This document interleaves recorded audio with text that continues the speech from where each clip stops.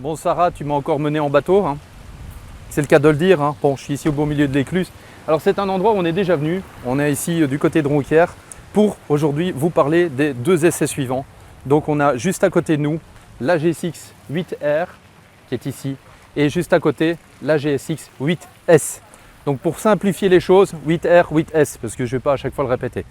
Alors vous allez me dire, ces motos sont déjà sorties sur le marché il y a déjà un petit moment. Alors oui, dans le cas de la 8S, elle est sortie à peu près en 2023, en même temps qu'une autre marque qui avait décidé de sortir aussi un petit roadster survitaminé.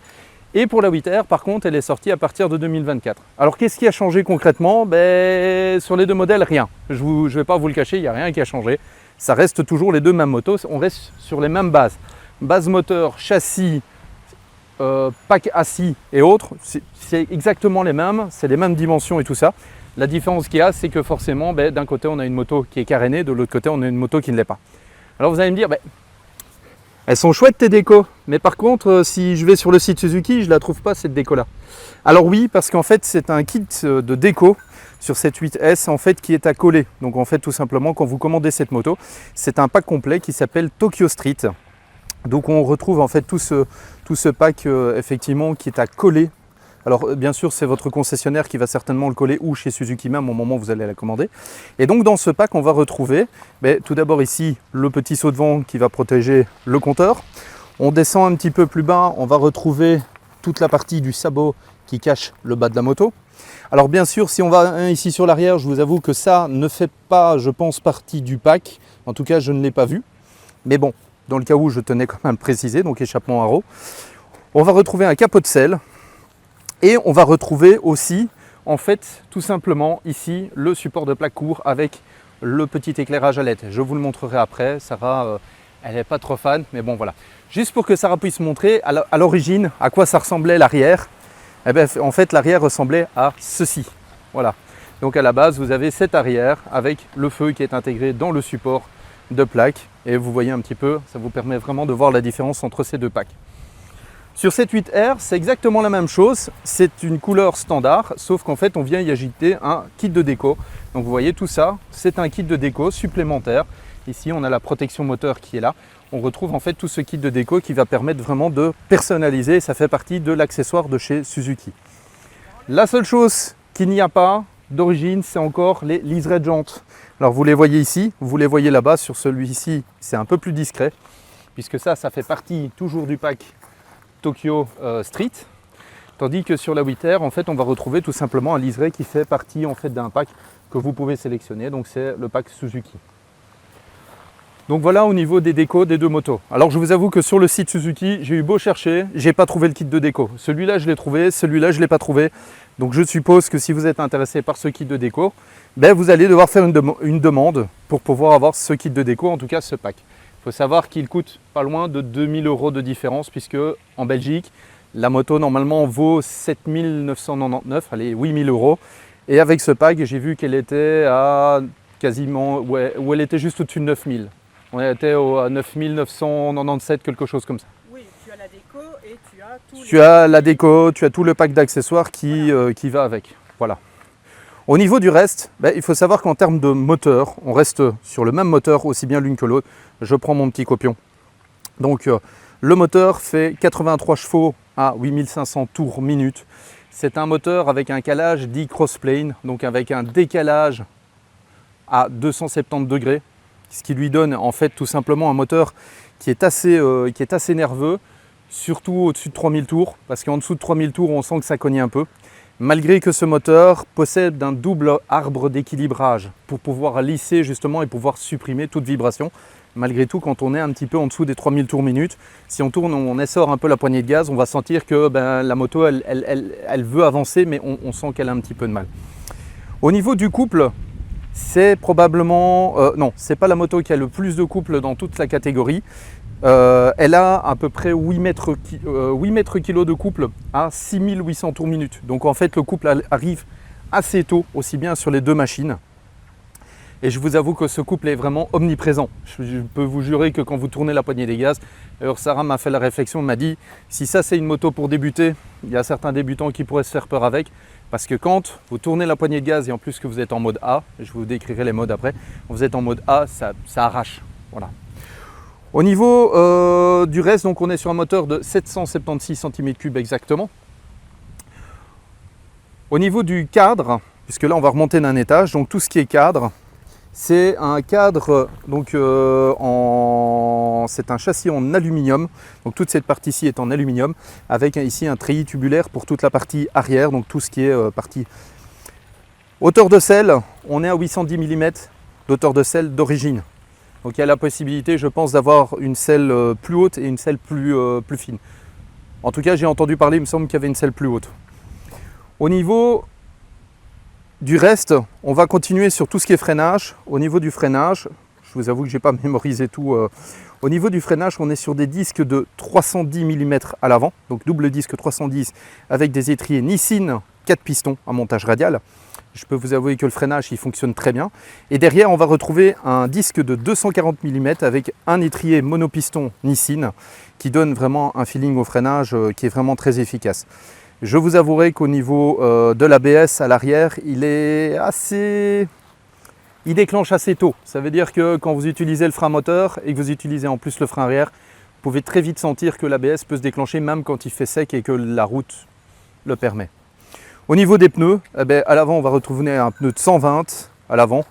Alors les montes d'origine, c'est du Dunlop Road. C'est les Road Sport 2 qui sont en monte d'origine. Et derrière, on va retrouver un pneu de 180 mm sur des jantes de 17 pouces. Alors, petite particularité qui va les changer, c'est le poids. Le poids total de ces deux machines. Cette machine fait 202 kg. Et celle-ci, comme elle a un carénage supplémentaire, elle fait 205 kg. Il y a 3 kg de différence qui les séparent. Mais pas que. La Sarah, elle va me reprendre. La véritable petite différence, c'est déjà au niveau de son guidon. Ici, on retrouve des guidons dits demi-bracelets. Attention que quand on voit le montage, ce n'est pas vraiment des guidons bracelets. C'est ce qui ressemblerait à des guidons bracelets. Vous voyez, c'est un montage qui se fait directement sur le T de fourche. Et en fait, on retrouve ces deux demi-guidons qui vont donner une position un petit peu, et quand je dis un petit peu plus en avant sur la sportive que sur le Roadster. On va avoir une position un petit peu plus en arrière. Parce qu'ici, on voit que le guidon est un peu plus surélevé. Et on voit que le guidon ramène un petit peu plus vers l'arrière. Maintenant, les deux grosses différences sur ces deux machines, ce qui les sépare tout, c'est d'un côté, on a une suspension signée Kayaba. Donc la suspension à l'avant et à l'arrière, ce sont des suspensions qui sont signées Kayaba en 41 mm. Pour la 8S, par contre, pour la 8R, on va retrouver une suspension signée Showa SFF BP en 41 mm. Aussi bien au niveau de l'avant, mais aussi au niveau de l'amortisseur arrière, qui est caché juste là. Donc ce sont des suspensions qui sont de chez Showa. On peut régler la précharge au niveau de l'amortisseur arrière. Donc là, je t'invite à tourner un petit peu ici, si tu veux bien. Alors on a un petit peu de monde ici. Voilà. On va retrouver le réglage de précharge qui est ici. On voit la grosse bague métallique qui est relativement assez accessible et qui vous permettra effectivement de régler la précharge. Je vous avoue que Sarah et moi, en fait, en allant chercher les motos, la 8R était sur un réglage de précharge un petit peu plus élevé que la 8S. Et à un moment, Sarah elle me dit, mais la hauteur de selle n'est pas du tout la même. Je ne pose pas le pied par terre sur la 8R que sur la 8S, j'arrive à poser le pied par terre. Et bien en fait, oui, effectivement, il y a une grosse différence au moment où vous changez la précharge. Au niveau du reste, écoutez, j'ai pas grand chose à vous dire, peut-être au niveau du prix. Le prix peut être un petit peu différent, mais il faut savoir qu'actuellement Suzuki fait un prix, donc à baisser ses prix pour pouvoir permettre aux gens de profiter effectivement de ces modèles. Et voilà. Bon, Sarah, on va passer au tableau de bord. On va faire une petite pause. Ouais, On va passer au tableau de bord. parce que là d'un coup il y a du monde mais à crever. Bon allez, tout de suite.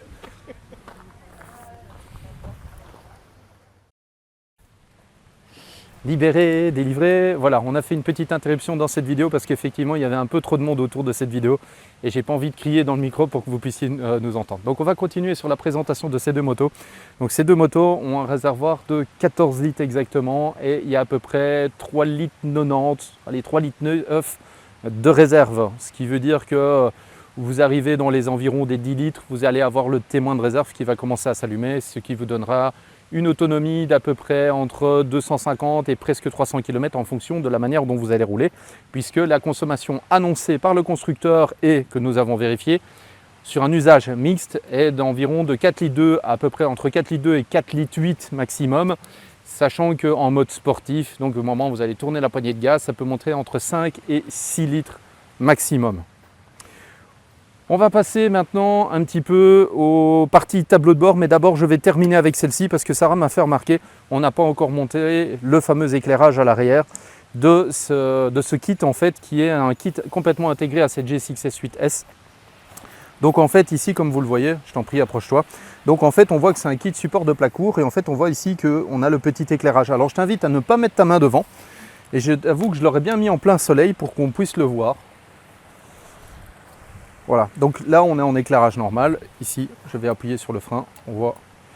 Est-ce que si tu recules un petit peu, est-ce que ça se voit toujours aussi bien ou pas? En tout cas, tu avais l'air de me dire qu'en fait, en plein soleil, le problème c'est que ça risque de ne pas se voir. Moi, je t'avoue que, bon, après, tu as toujours roulé derrière moi, donc je n'ai pas eu l'occasion de le voir réellement en action. Mais personnellement, je trouve que ça se voit encore un peu, mais voilà, est-ce que c'est à la limite de l'homologuer ou pas? Ouais, c'est assez petit, Sarah me fait signe, c'est assez petit. J'en profite, Sarah, approche. Je vais m'installer sur la moto, comme ça tu auras plus facile. Et voilà, je vais m'installer sur la moto pour que tu puisses voir ce tableau de bord. Donc ici, on retrouve les nouvelles dalles TFT de chez Suzuki qui sont là déjà depuis à peu près 3 ou 4 ans, si je ne dis pas de bêtises. Et donc on retrouve dans ce menu tableau de bord, bien sûr, pas de possibilité de changer le type d'affichage. Vous restez sur cet affichage standard. Donc ici on retrouve le contour, ici on va retrouver le réglage du traction control sur 4 positions, donc 3 positions on et une position off. On va retrouver ici le contrôle de l'arrivée du couple exactement. Donc en fait c'est l'arrivée de la puissance. Alors quand on dit arrivée de la puissance, ça veut dire qu'on ne modifie pas la puissance de la moto. On va modifier uniquement la sensibilité à la poignée de gaz. Donc vous avez 3 modes. Vous avez le C pour confort. Ensuite on va retrouver le B pour basique et ensuite on va retrouver le A pour active. Quand on est en active, on va retrouver une poignée de gaz qui va être très sensible. Qui va permettre au moteur de délivrer tout son couple tout de suite. Donc on sent vraiment qu'on a une conduite vraiment hyper dynamique. En B, on va retrouver plutôt un profil beaucoup plus lissé, qui va arriver plus progressivement, plus linéaire. Et ensuite, on a le mode C, qui est le mode confort, où là, on va retrouver un mode où le couple va arriver beaucoup plus progressivement. Donc ça va être un petit peu plus creux. Et puis ensuite, le couple va vraiment arriver sur la fin de la montée de régime en moteur. Au niveau du reste, on retrouve à côté le rapport engagé, bien sûr la vitesse, le niveau d'essence. On va retrouver ici un odo.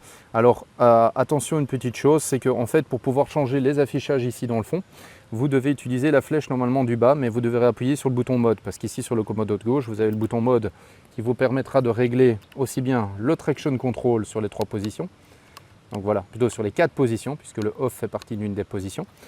Vous rappuyez une fois sur le bouton mode, vous allez pouvoir changer le mode moteur. Et ensuite, quand vous rappuyez sur mode, vous voyez qu'il n'y a plus rien du tout qui est affiché. Et là, vous allez pouvoir voyager dans les différentes informations qui sont dans le bas du tableau de bord. Alors ici, on retrouve l'odo avec la batterie. On va retrouver bien sûr la température qui est en dessous, la température du liquide de refroidissement. On va retrouver un trip 1, une consommation moyenne sur le trip 1. On va retrouver un trip 2.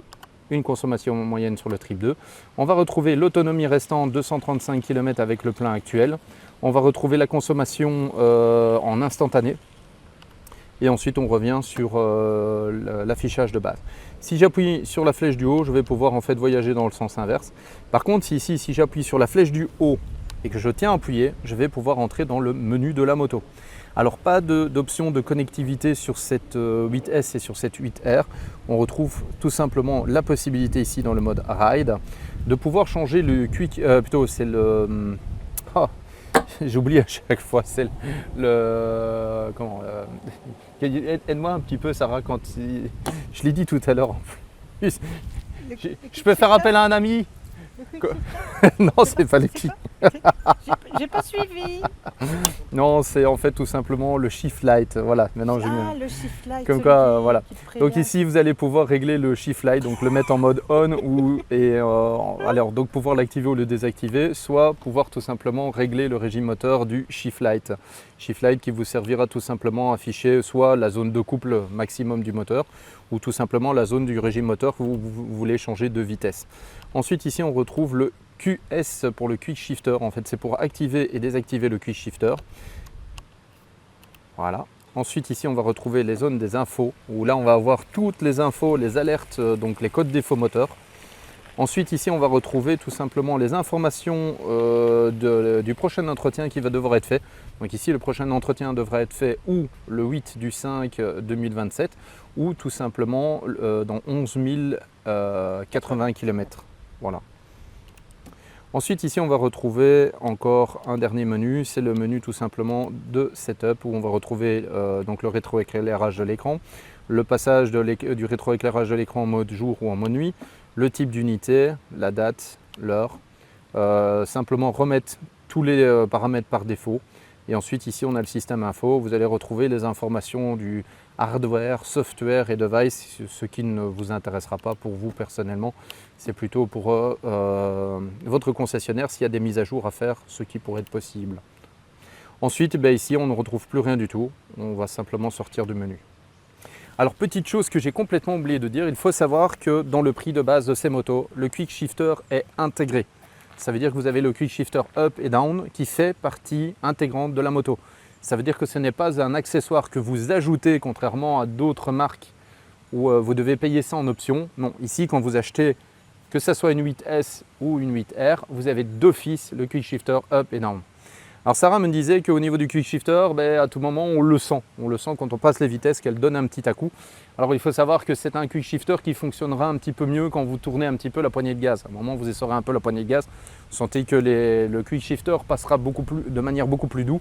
Pourquoi? Parce que c'est un bicylindre parallèle, donc forcément il n'y a que deux cylindres à couper, il n'y en a pas 4. Sur les 4 cylindres, c'est vrai que ça sera beaucoup plus soft, mais sur un bicylindre, c'est vrai que les Quick Shifters ont tendance à être un petit peu plus agressifs. Au niveau du reste de ces deux motos, parce qu'elles ont, je vous le dis, en termes de réaction, au niveau du freinage, on retrouve la même réaction des deux. On retrouve vraiment une poignée de frein qui est assez mordante au niveau de l'avant et même de l'arrière. Levier de frein qui est réglable sur 5 positions. Donc en fait, vous pouvez éloigner et rapprocher simplement ici. Vous repoussez légèrement votre levier, vous faites tourner ici cette molette qui vous permettra d'éloigner ou rapprocher tout simplement votre levier. Donc ce qui vous permettra en termes de confort de sélectionner en fonction de votre avis. De l'autre côté, on n'a pas de réglage spécifique, sauf ici le petit réglage pour l'embrayage. Sinon, voilà, au niveau des réglages, il n'y a pas beaucoup d'autres réglages sur cette moto. Qu'est-ce que j'avais envie de dire encore? Oui, donc vraiment ce qui change en termes de comportement entre la 8S et la 8R, c'est vraiment en termes de suspension. Une suspension un petit peu plus douce sur cette 8S. Une suspension, je vais dire, qui vous permettra un petit peu de sortir justement dans des routes un petit peu plus abîmées, que la 8R est un petit peu plus ferme en termes de conduite et on le ressent à son guidon vraiment quand on doit l'inscrire en courbe. On sent que faut oser allez, c'est pas qu'il faut oser, mais on lui dit où on veut qu'elle aille et elle y va quoi. Voilà, un comportement de sportive. Je pense que j'ai quasiment tout dit, Sarah. Tu sais bien que moi j'aime toujours bien quand... Ouais, alors effectivement en option, vous aurez la possibilité d'y ajouter une prise USB qui vient se loger juste là dans le coin. Par contre, sur la 8R, je pense pas qu'il y a de possibilités, ou à moins qu'ils l'ont un petit peu caché. C'est possible? Ils l'ont caché? Ah bon, alors oui, effectivement, là. Donc oui, effectivement, il y a la possibilité d'avoir une prise USB en plus. C'est vrai que c'est la seule petite chose qu'on a peut-être à reprocher, c'est que c'est le genre d'accessoires qu'ils mettent encore en option. Alors moi je vous avoue que l'autre chose qui me dérange un petit peu, je ne sais pas pourquoi ils ont fait ça, c'est ici. Ils ont fait ça sur les deux motos. C'est l'étiquette d'homologation de la moto avec le numéro de châssis.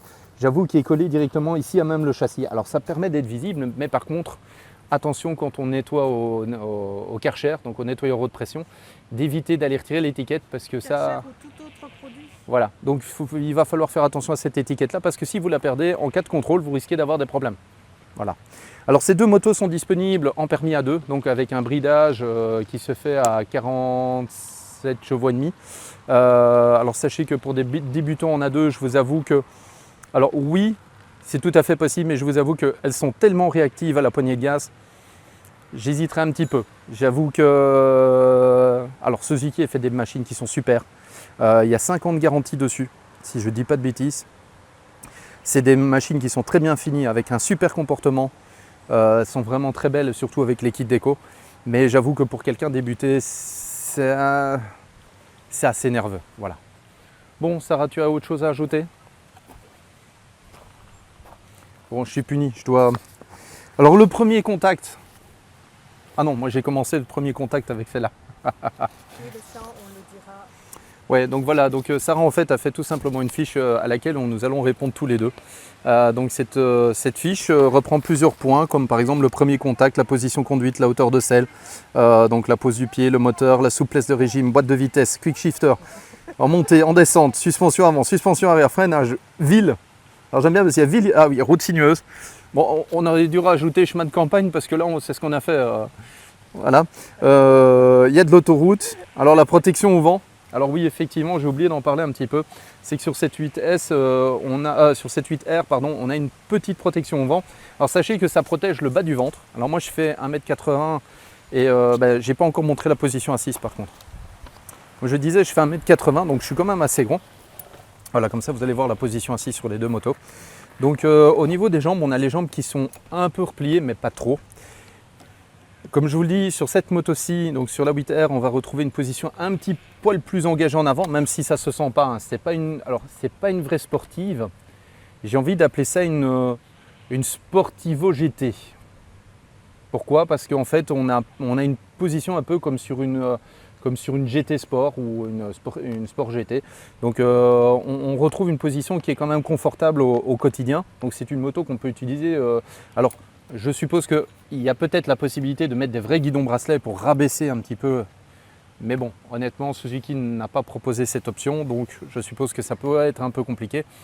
Est-ce qu'on peut aller sur circuit avec? Oui, bien sûr, tout à fait. Que ce soit l'une ou l'autre, vous pouvez aller faire du circuit.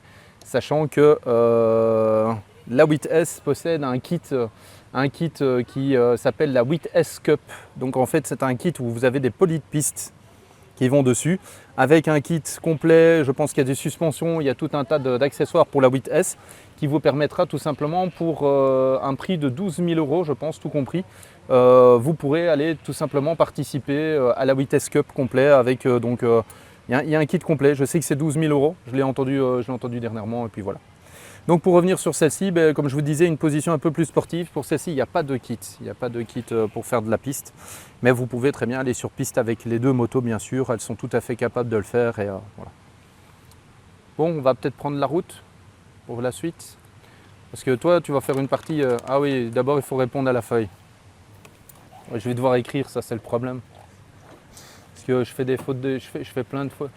Mais si, je dois le dire, si, je dois le dire. On ne sait pas être doué dans tout. Bon, allez, sur ce. Vous verrez la tête de Sarah. Vas-y PO, tu peux lancer. Je vais essayer de pas perdre la feuille. Bon. Alors je ne sais pas comment tu voulais faire. Tu voulais qu'on utilise la fiche en roulant. Mais même comme ça, je pense qu'en fait j'aurais eu un petit problème de fiche. Ah, on est d'accord. Mais voilà. C'est pas grave, moi je l'aurais plus la fiche. Alors je t'invite à lancer le concept que tu as voulu.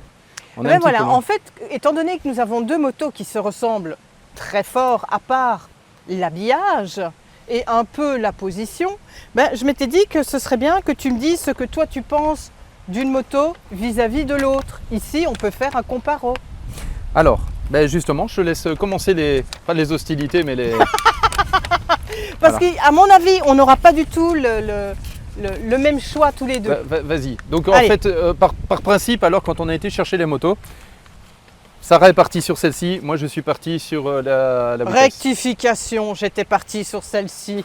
Non, rappelle-toi Si, parce si, qu'on si. est arrivé, je suis arrivé avec ma sportive et on t'a dit on Et échange. je t'ai dit comme ça, puisque tu es arrivé en sportif, tu repartiras en sportif.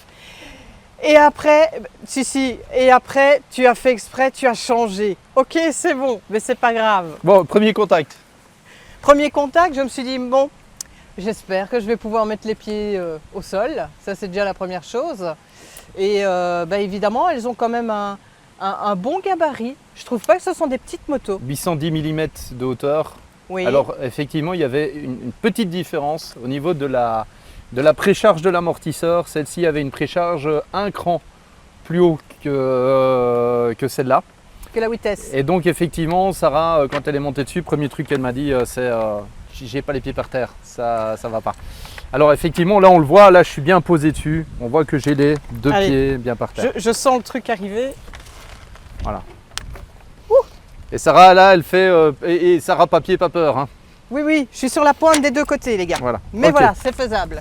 Alors la suite, la position de conduite. Ben écoute, on est bien sur un roadster, légèrement en avant. Celle-là, je trouve qu'on est encore un tout petit peu plus en avant. Effectivement. Mais alors là, ce n'est pas encore la position d'une vraie sportive. Moi, j'aurais dit, tu vois, que c'est une sportive entrée de gamme. Alors c'est pas vraiment entrée de gamme, mais c'est une sportive faite pour la route. Oui, C'est ok. c'est ce que j'avais dit tout à l'heure. C'est plus une sport GT parce qu'en fait, Ok. généralement, les GT sportifs, vous voyez pas le caméraman, mais il est posé d'une. Voilà, vous verrez peut-être dans un reflet de quelque chose, mais voilà, je sais pas cet C'est été. excellent. Je Mais- fais une photo de toi après, je Ouais. veux la montrer. Donc ici, en fait, on se retrouve plus sur une position plutôt justement entre le roadster et la sportive, mais Oui. encore vraiment plus roadster. Et ça me fait vraiment penser, d'ailleurs, je ne sais plus, c'est peut-être toi qui me l'avais dit, ça fait penser un peu à la GSX-S 1000 GT en fait. Alors celle-là, oui, quand je suis Voilà. au guidon, j'ai l'impression d'être un peu sur la GSX S1000 GT. Pourquoi? Parce qu'en fait, la façon dont elle est mise, le guidon par rapport au petit, bon j'appelle ça un saut de vent parce qu'il n'est pas très grand comme... Oh, on a quand même une petite bulle, mais ça, Ouais, ça fera bon, partie une petite de bulle. la suite. Et les rétroviseurs, effectivement, j'ai l'impression d'être sur cette moto-là, tout en sachant qu'elle est quand même beaucoup plus corpulente. Oui, alors c'est Voilà. vrai que ça, en termes de corpulence, on a une moto qui est relativement fine au niveau des Oui. carénages. On ne se sent pas vraiment comme sur une... C'est une sportive qui est faite vraiment pour le quotidien et qui permet quand même déjà une capacité... voilà, c'est une petite sportive. Voilà. Vas-y, je t'en prie, continue. Alors, hauteur de selle, pose des pieds. Bon, ça, on a déjà répondu. Je crois que c'est bon, c'est fait. Par contre, j'ai réussi à prendre un passager, une passagère, et j'ai eu aucune difficulté. Bon, d'ailleurs, Donc, la passagère montait sur la moto sans même devoir Oui, s'appuyer mais sur ça, la on a une pose-pied. vidéo. Voilà. Alors, le moteur, je trouve que le moteur est assez, je dirais, il est assez joyeux, assez joueur et assez, Ah, c'est une mo- assez nerveux. Oui, c'est effectivement, ben justement, tu l'as mis souplesse à bas régime. Ben justement, en fait, c'est comme ça un calage, c'est un calage crossplane, parce qu'on peut le dire comme ça, avec le double arbre d'équilibrage. En fait, effectivement, entre 2000 et 3000 tours minute, ça cogne. Oui, ça cogne, Voilà, on le sent. on sent que. Pourtant, elle en veut, hein, elle a envie. Oui, mais hein, justement, c'est ça, en mais, fait, le problème, c'est que c'est une nerveuse. voilà. Donc, elle en veut et elle veut qu'on monte un peu Donc voilà, dans les tours, quoi. rouler à 30 km/h en centre-ville et C'est pas rouler bas dans les toujours tours. évident. Surtout quand vous avez un échappement à roue et pourtant il y a la chicane qui est dedans. Qu'est-ce que tu dis? C'est ça. Alors la boîte de vitesse. Alors, la boîte de vitesse, en fait, j'avais quelques petits soucis avec le shifter parce que, Oui, mais- comme tu as expliqué, c'est un bicylindre. Attention que on parle de la boîte de vitesse, hein, donc pas du shifter, donc avec une utilisation manuelle. Avec l'embrayage. D'accord, ok. Alors Autant moi pour au niveau de la boîte de vitesse, Aucun j'ai rien à problème. dire. On a vraiment sur aussi bien un levier d'embrayage et sur un embrayage qui est super facile et les rapports passent tout seuls. Franchement, ça n'accroche pas, la boîte elle est vraiment super précise, elle est vraiment top. J'ai rien à dire à ce niveau-là, Suzuki a fait un super boulot. Eh bien justement, quick shifter montée et descente. Alors c'est vrai qu'à tout moment, on peut avoir un quick shifter qui peut être rugueux. Ça veut dire qu'à tout moment, on est sur un mi-régime. Donc, Tantôt, il a été un peu violent avec moi. Hein. voilà, on est sur un mi-régime et il faut vraiment garder un régime de montée voilà, pour monter les vitesses, parce que sinon on sent qu'effectivement, quand on change, quand on est à un certain régime moteur, on sent que ça accroche un petit peu, ça peut faire un sursaut. Au niveau de la descente, par contre, là, quand on n'est pas assez haut dans les tours, si on est trop bas dans les tours, on sent que le frein moteur, il arrive à mort. Je vous avoue pas de stoppie, hein. Ouais, c'est pas un stoppie. Le problème, c'est qu'en fait, si on utilise le frein moteur et le frein arrière, on sent tout de suite que l'ABS se déclenche.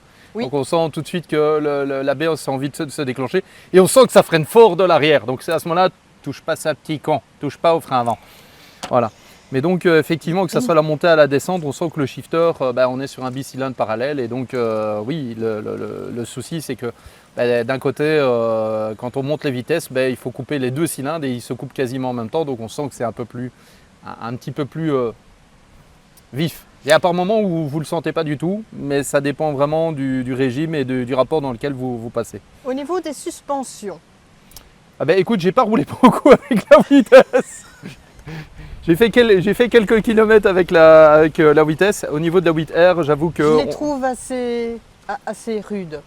Alors, je trouve que la 8S, pour les quelques kilomètres que j'ai fait, la 8S est beaucoup plus souple en termes de suspension que la 8R. Celle-ci, on sent vraiment qu'il y a de la précision. On sent qu'on est sur une moto un peu plus à caractère sportif. Donc, oui, et c'est mieux. On cherche justement la précision. Alors, justement, je les trouve relativement stables. Ça veut dire que... malgré que je roule avec une CB1000R, généralement tu regardes là où tu veux aller, elle tombe tout de suite dans le virage. Celle-ci, il faut quand même, tu lui dis quand même où elle veut aller. Donc voilà. Au niveau du freinage, ça, il n'y a rien à dire. Il n'y a rien à dire. Ma passagère a failli prendre ma place je ne sais pas combien de fois. Non, évidemment, on a joué pour voir jusqu'où on pouvait aller et savoir si les freins en valaient vraiment la peine. Et je peux vous dire, ils en valent la peine. Que ce soit le frein avant ou le frein arrière, franchement, ça va bien. On est sur du haute qualité. J'ai rien à dire. Et voilà, Suzuki a mis le paquet, les étriers Nissin, franchement. D'ailleurs, c'est simple, petit détail, toutes les BMW, M1000R, M1000RR, S1000RR et S1000R, c'est du Nissin d'origine. Alors, en ville, justement, on parlait du 30 km/h où on a un petit peu de difficulté. Alors, ce n'est pas infaisable, mais disons qu'on est un peu secoué, dirais-je. Alors, même en mode confort, donc le mode C du moteur, même en mode confort, rouler à 30, c'est compliqué. Limite, il faut le rouler avec le pied sur le frein arrière parce qu'elle ne demande qu'une seule chose. Elle a envie d'aller, elle a envie de décoller. Donc, malgré qu'on est sur le mode C et que la poignée de gaz, c'est beaucoup plus progressif, on sent que faut limite rouler à 4 ou 5 000 tours minute. Et à ce moment-là, la moto ne vibre pas et à ce moment-là, elle est un peu plus stable. Si vous êtes plus proche des 3000, dès que vous touchez un tout petit peu la poignée de gaz, vous êtes tout de suite à 40. Voilà, vous passez de 30 à 40 Voilà, c'est vraiment des petites machines nerveuses malgré le poids de 205 pour celle-ci, 202 kg pour celle-là. C'est ce qu'on allait arriver dessus, justement, les routes sinueuses. Justement, dans les routes sinueuses, je trouve que j'ai rien à redire. Je trouve qu'elles sont stables, elles sont un petit peu moins jouettes. Le poids est par exemple, par rapport à, puisque là, on peut faire un comparatif par rapport à une Hornet 750. La Hornet qui pour moi est comme un jouet. Tu regardes, elle tombe dans le virage, elle bouge un peu au niveau du guidon. Oui, effectivement. Tandis que celle-ci, elle ne bouge pas, elle ne guidonne pas, elle ne cherche pas à bouger. Disons que celle-ci, elle demande à danser, elle demande à ce que tu l'entraînes. C'est ça. C'est pas la même chose, c'est une autre façon de conduire. On a l'impression d'être sur une autre catégorie par rapport même à de la MT-07 ou... Alors je t'avoue, moi c'est ce que j'aime. Oui. C'est pas mon truc une moto que tu regardes à gauche, elle va tourner à gauche, tu regardes à droite, même chose. Non, j'aime bien, alors c'est pas me battre avec, mais j'aime mieux quand il y a un peu de technique avec. Juste pour savoir, les caméramans, est-ce qu'il y a encore de la batterie ou ça diminue vachement? Ça va. Okay. Il a fait le pouce, c'est bon. Allez hop. Alors, au niveau justement de l'autoroute, alors celle-ci protège un petit peu au niveau de l'autoroute. C'est vrai que celle-là ne protège pas du tout. C'est un roadster. Donc voilà, malgré tout, en fait, comme je le disais, en fait, on a la bulle qui arrive. Donc on a une partie du bas du ventre qui est quand même protégée du vent. Mais bon, c'est pas vraiment fait pour. C'est plus pour le look, en fait, pour le style. Maintenant, honnêtement, alors pour la conduite sur autoroute, vraiment pas de souci parce que elle en a à revendre en fait. Dès que vous êtes même à 120, vous êtes à 120, vous voulez faire un dépassement parce qu'il y en a un moment qui arrive comme une fusée. Peu importe. Ah, Vous tournez la poignée, ça va tout aussi bien. Je vois qu'il fait signe la batterie, donc je vais devoir couper et changer de batterie. Donc on fait une pause. À tout de suite. Surtout que la liste est encore longue. Non, ça va aller. La protection au vent, comme on a dit, de toute façon, ici, c'est un Rotzer, c'est néant. Il n'y en a pas. Tu te gèles les miches en hiver. C'est aussi simple que ça. Voilà. On en était à où? Donc Protection des jambes. Alors, protection des jambes, écoute, alors on n'a pas roulé sous la pluie. Alors j'avoue que l'accessoire qui manque peut-être, là je vais demander au caméraman de venir, si tu veux bien. En fait, il n'y a pas de lèche-roue.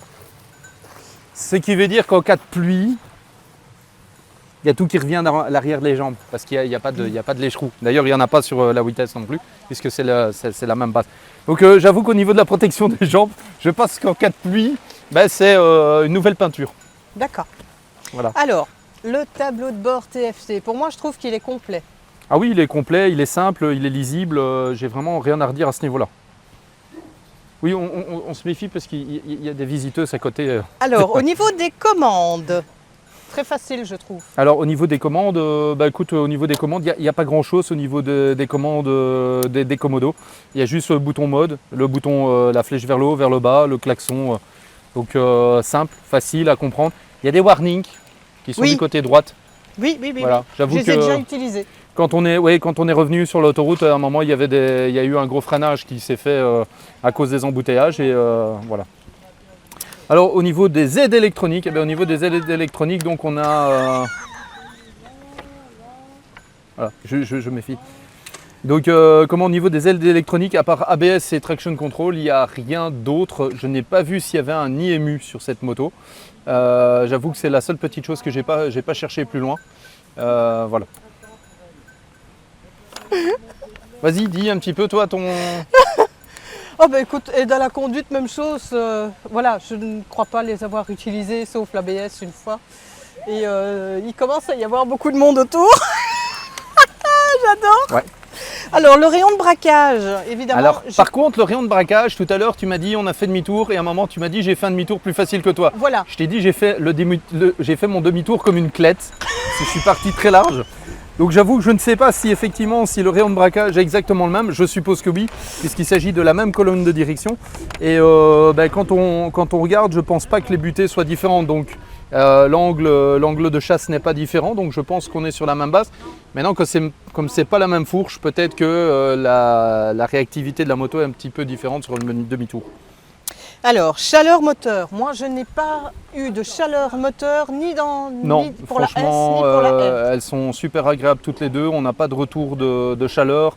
Attention de ne pas les taper quand même avec avec sa cheville contre le carter du côté droit surtout du côté droit. Parce qu'en fait, là, on peut sentir que les carters, oui, mais c'est devant. Oui, c'est vraiment quand tu déposes le pied. Ici, je regardais, mais...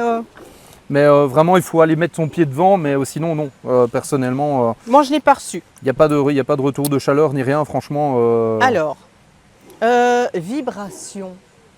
Alors, les vibrations uniquement en dessous du régime de ralenti jusque 2500 tours minute. Quand on est vraiment trop bas dans les tours et qu'on veut faire exprimer le couple. Oui. Où là, on sent que...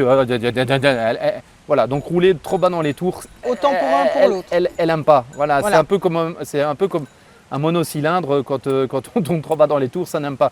Son régime de fonctionnement où elle préfère le plus, c'est au-dessus de 3000, 3500.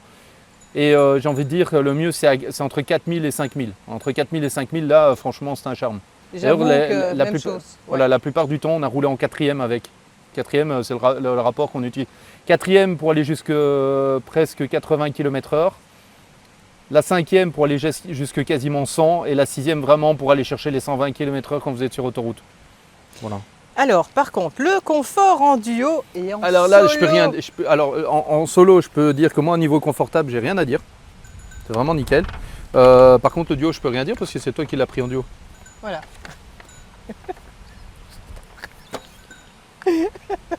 Donc j'ai eu Zazou avec moi sur les deux motos. Parce qu'en fait, il faut savoir, c'est que la selle arrière va aussi bien sur la GSX 8R que la GSX 8S. Ouais, c'est la même. C'est exactement la même. Donc on a pu bouger la selle arrière. Et j'ai eu la place qu'il me fallait, sans problème. Je n'ai pas senti ma passagère derrière, rien du tout. Elle a trouvé que, alors c'est pas le confort net plus ultra, hein, il y a certainement moyen de faire mieux.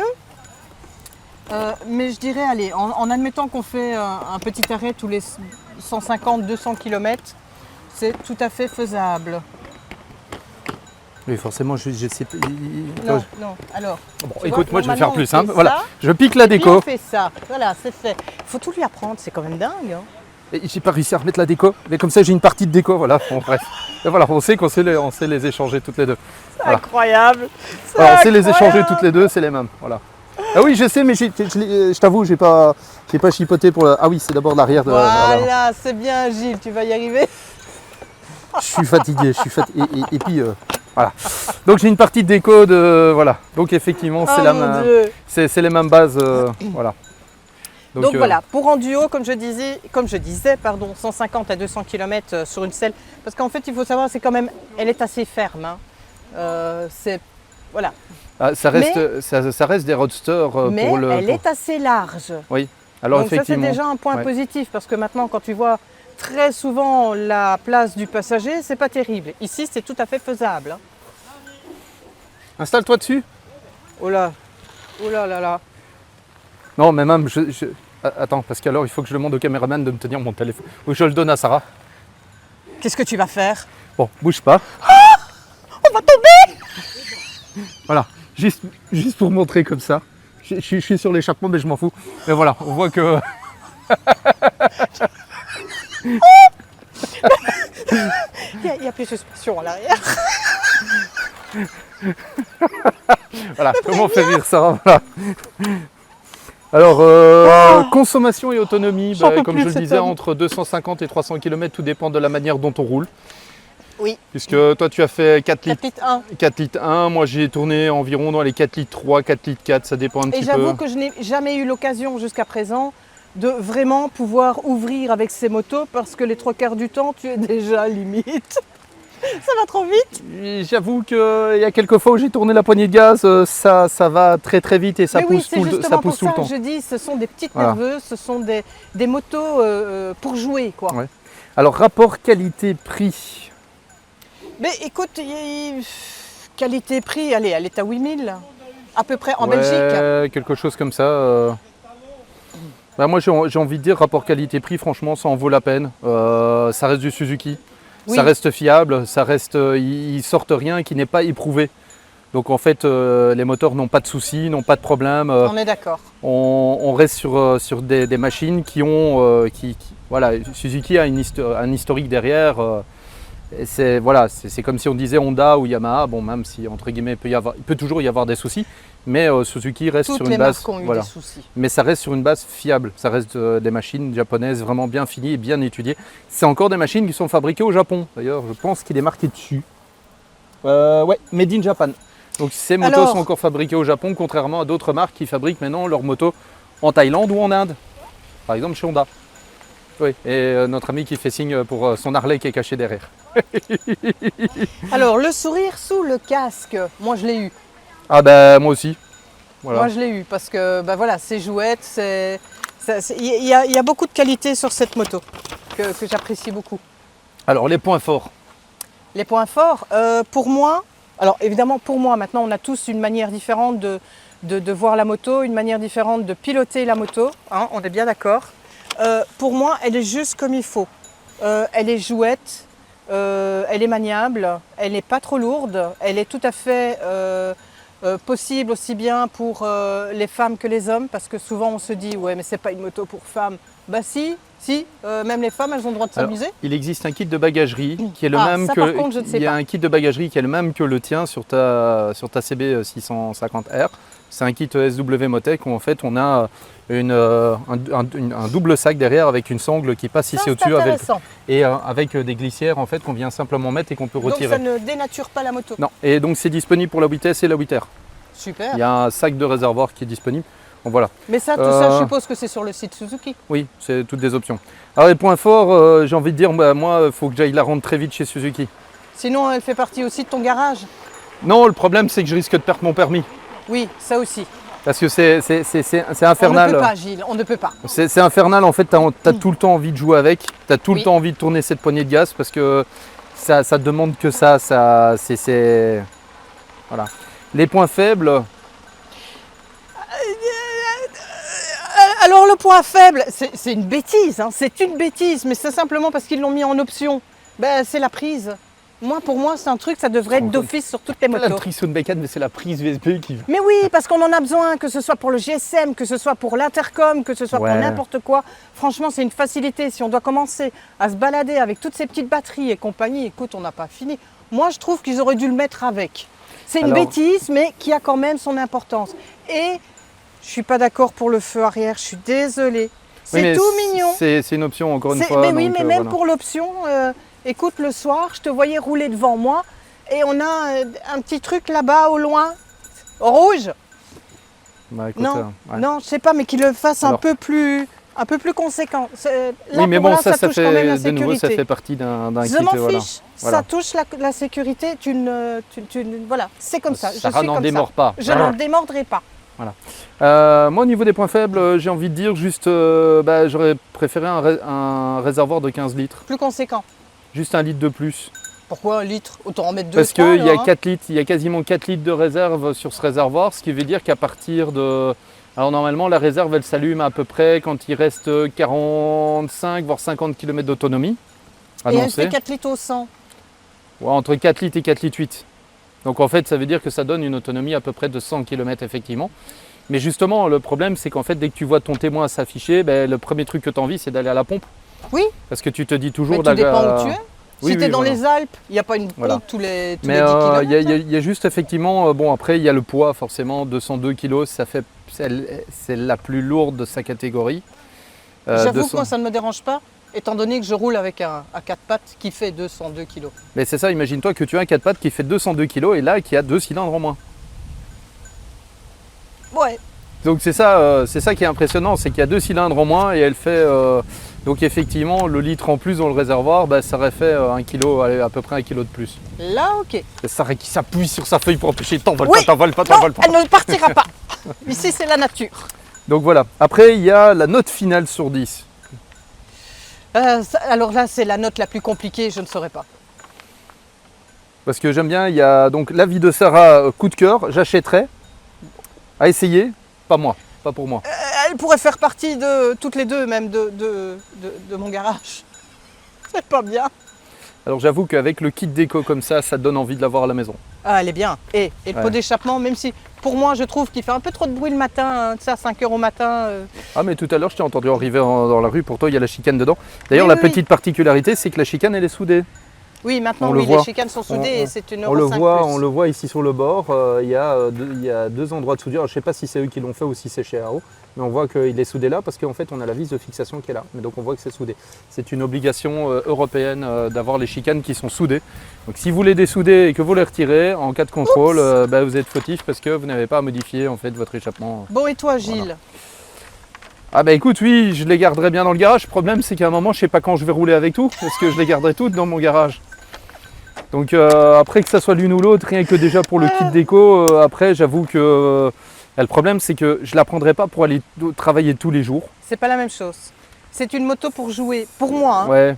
Chacun fait ce qu'il veut. J'avoue que pour faire de la piste par contre, que ça soit l'une ou l'autre, je la prendrais bien pour aller faire de la piste. Ah oui, ça surtout avec le kit piste à 12 000 €, il y a moyen d'avoir celle-là avec le kit piste qui vous permet de faire la GSX 8S Cup. Et perso, pour celui qui veut se lancer dans la compétition, après il faut acheter une combinaison, il faut acheter le casque, il faut acheter... Oui, mais bon, soit. Voilà.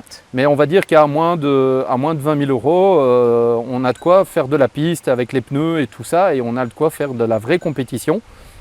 Alors bien sûr, ça reste un roadster, mais il y a moyen de s'amuser avec sur des petites pistes.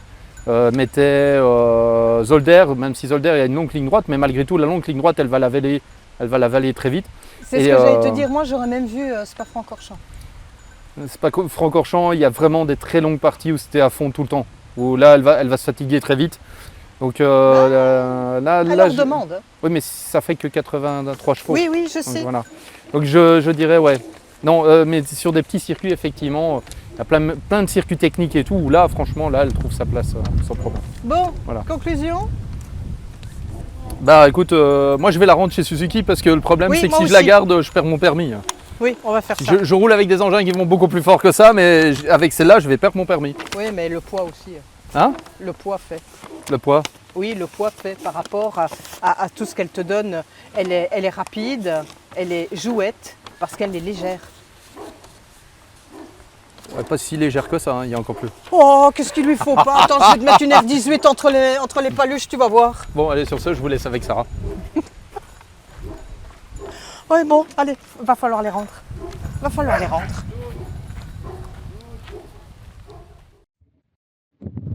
Bon, voilà, on se retrouve dans la seconde ou la troisième partie, parce qu'au final, je sais plus, moi. Sarah, hein? Non, moi je dirais la troisième partie. Il y a eu la partie où tu as présenté les motos, il y a eu la partie où on a discuté ensemble, et puis maintenant on a la partie sur route. Voilà. Donc ici, on se retrouve dans la partie vraiment route. On a notre ami qui a bien accepté d'équiper son Harley Davidson avec la caméra 360 pour Et faire qui a quand même décidé profiter. d'accélérer. Ouais, qui a décidé, il n'y a pas de souci. Mais il respecte. Et voilà, je lui avais dit 70, il a fait 70. Donc voilà, là, je me tiens un petit peu plus sur sa gauche. En fait, pour que vous puissiez profiter un petit peu de cette déco de cette Suzuki G6S 8, donc Tokyo Street, puisque c'est vraiment un kit de déco. Alors, comme je vous l'ai dit tout à l'heure, je ne l'ai pas trouvé sur le site. Donc, probablement que c'est une demande qu'il faut faire auprès de Suzuki pour y avoir accès. C'est dommage en fait qu'ils n'ont pas mis en édition voilà, complète sur le site, mais bon, voilà. Qu'est-ce que j'ai envie de dire? Bah oui, comme on vous disait, dans le côté dynamique, comme vous le voyez peut-être, ici, on voit qu'on a un autre motard qui nous suit, mais bon. Comme vous le voyez ici, je suis plus en position vraiment roadster. Je risque pas de me fatiguer sur cette route. En plus, ici, on est sur des routes de campagne où on est baba cool, tranquille. Je vais peut-être laisser la place à Sarah. Donc, Sarah, ce que je vais te proposer, c'est de me dépasser par la droite. Tu vas venir prendre ma place. Voilà. Non, tu peux te mettre à Vas-y. droite. Ouais. Tu peux te mettre à Je droite, viens. moi je vais te... Voilà. Bon, voilà. Voilà. Oh non, Sarah, tu peux pas. Tu peux pas. Tu peux pas aller jouer. Tu peux pas. Donc là, vous allez voir que la position de Sarah est un petit peu plus sportive, elle est un petit peu plus engagée en avant. On Je voit que, te laisse la place, PO. ouais, voilà, on a un peu de monde sur la route et bon, on est là aussi pour faire notre vidéo. PO, la prochaine à gauche. Donc ici, on va arriver à un carrefour où tu vas pouvoir prendre à gauche. On va tomber sur la route du Croiseau. Donc voilà.